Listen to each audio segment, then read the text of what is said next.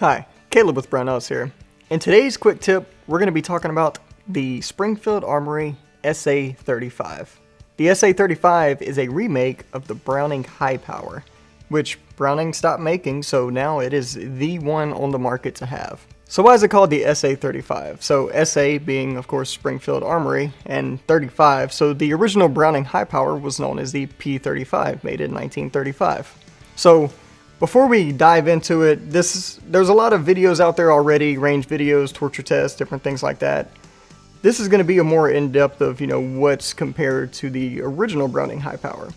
So before we dive into it, one thing I hate about YouTube videos, and videos like this in particular, are the ones that make you watch all the way to the end until you get the information. So let me just give it to you right now. The only main differences between this and the original are the sights. All the other parts interchange. So there you go. That's the information up front. So keep watching, because I'm going to go into detail and give you a bunch of other little tidbits here and there. So there's the bulk of the information out of the way. First off, let's talk about the magazine. This magazine here with the Springfield Armory logo on it, this is a Browning Hi-Power Metgar magazine. It doesn't say Metgar anywhere on it, but I guarantee you, I bet you my original Browning Inglis Hi-Power that this is a Metgar magazine. It fits and functions just fine in my original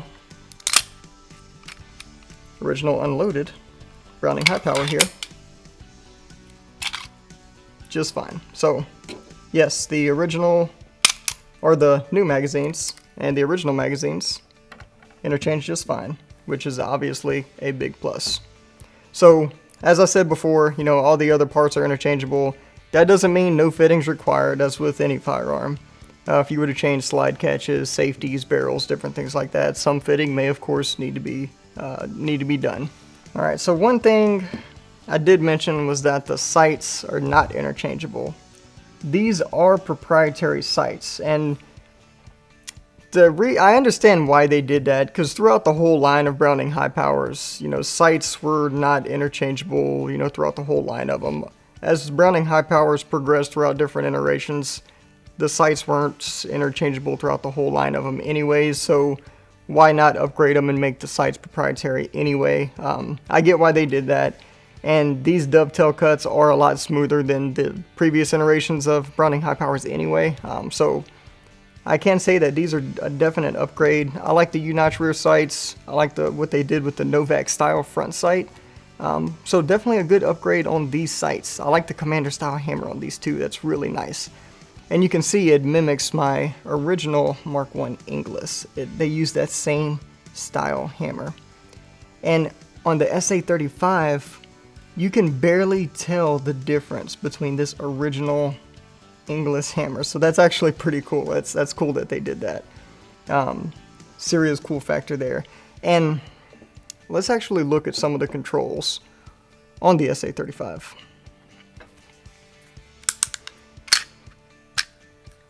So the gun itself comes with just your standard slide catch, nothing oversized there, which not a big deal because it's nicely textured. You can get plenty of purchase on it anyway. But it does come with an extended safety, which it's actually a lot better than some of the other aftermarket extended safeties I've seen, which is actually really, really nice. Lots of purchase room there. So this is whenever I'm doing custom work on Hi-Powers and things like that, that's one of the main things I change. And whenever it comes to ambidextrous safeties on Hi-Powers, even for left-handed shooters, and I sometimes am a left-handed, I'm left-eye dominant, so I shoot left and right-handed, even with handguns sometimes.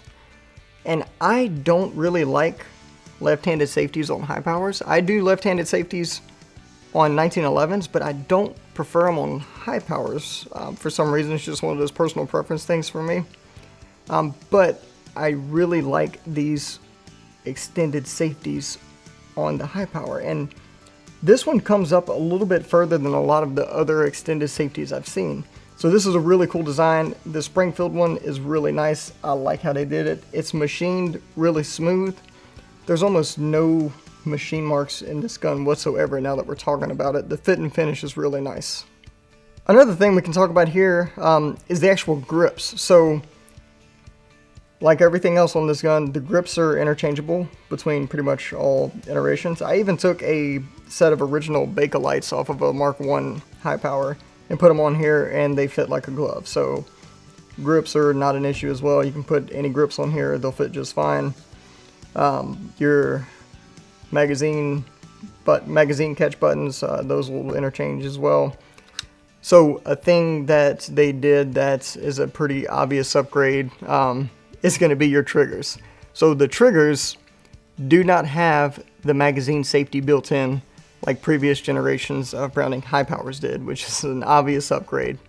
So you don't have to worry about, one of the things like a lot of people did whenever they bought a Browning Hi-Power, the first thing they took out was that magazine safety, because it absolutely destroyed your trigger pull. Because the way it worked is that the magazine safety went through your trigger, and it had a spring-loaded plunger that pushed against the magazine. And whenever you pulled the trigger, that magazine safety pushed against the magazine and added an insane amount of grit and creep against that trigger pull. And they just completely did away with it altogether, removed all the internal guts to that, so that's a whole nother thing you don't even have to worry about. So what they did was they took out the magazine safety and they put a heavier trigger spring in. So a lot of you gun guys out there who may not be too savvy on the Browning Hi-Power may think a heavier trigger spring, that sounds terrible. That's actually a really good thing. So in the Browning Hi-Power, whenever you remove the magazine safety, you end up with a not so good trigger reset, or not so positive trigger reset, because of the way the Browning Hi-Power is designed.